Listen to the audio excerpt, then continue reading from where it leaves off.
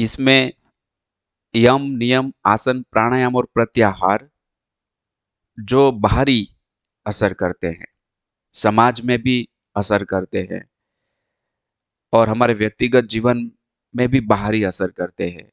और जो धारणा, ध्यान और समाधि है वो आंतरिक है, ज़्यादातर आंतरिक रीत से वह है, हमें फायदा करते हैं, लागू कर सकते हैं, इसलिए अंतरंग योग कहा जाता है। वैसे 8 अंग है वह एक दूसरे के साथ मिले जुले हैं, किंतु यह दो विभाग किया गया है। आगे हम देखते हैं objectives. We will learn through Srimad Bhagavad Gita and Patanjali's Ashtang Yoga, intention to improve ourselves and the society. राजयोग है, उसमें दोनों का हित है, व्यक्तिगत और सोसाइटी का हित, our own benefit और सोसाइटी बेनिफिट। सर्वप्रथम बहिरंग योग मेथड। जो व्यक्ति ने स्वयं ही स्वयं के मन और इंद्रियों सहित शरीर को जीता है, वह व्यक्ति स्वयं ही स्वयं का मित्र है।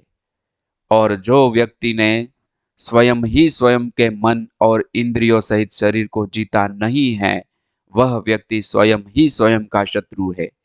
भगवान श्री कृष्ण ने अर्जुन को यह बात श्रीमद् भगवत गीता चैप्टर 6 श्लोक 6 में बताई है कि जो व्यक्ति ने स्वयं ही स्वयं के मन और इंद्रियों सहित शरीर को जीता है, वह व्यक्ति स्वयं ही स्वयं का मित्र है।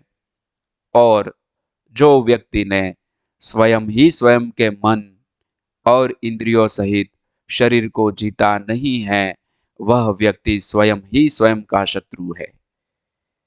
कितनी बड़ी बात भगवान ने यहाँ बताई है।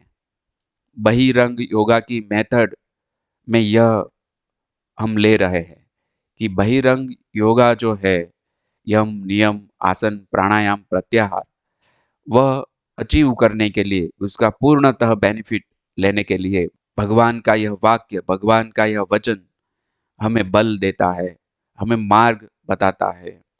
यहाँ पे भगवान ने कहा है कि जो व्यक्ति यानी इंडिविजुअल सेल्फ ने स्वयं ही स्वयं के यानी स्वयं ने, किसी और व्यक्ति उनको कंट्रोल कर दे ऐसा नहीं है, स्वयं ने स्वयं के मन और इंद्रियों सहित, मन जो हमारा अंतःकरण का एक भाग है, मन, माइंड, जिसमें से विचार आते रहते हैं। Mind is a factory of thoughts, continuously जो विचार उत्पन्न करने वाली फैक्ट्री है वह माइंड है, मन, जिसमें से विचार आते ही रहते हैं। तो मन और इंद्रियों, इंद्रियों यानी जो 5 कर्म इंद्रिय और 5 ज्ञानेंद्रिय, 5 ज्ञानेंद्रिय के बारे में हमने ज्ञान योग में जाना कि जो इंद्रियों से हम 5 विषय ले रहे हैं, 5 प्रकार के आहार ले रहे हैं, शब्द, स्पर्श, रूप, रस और गंध।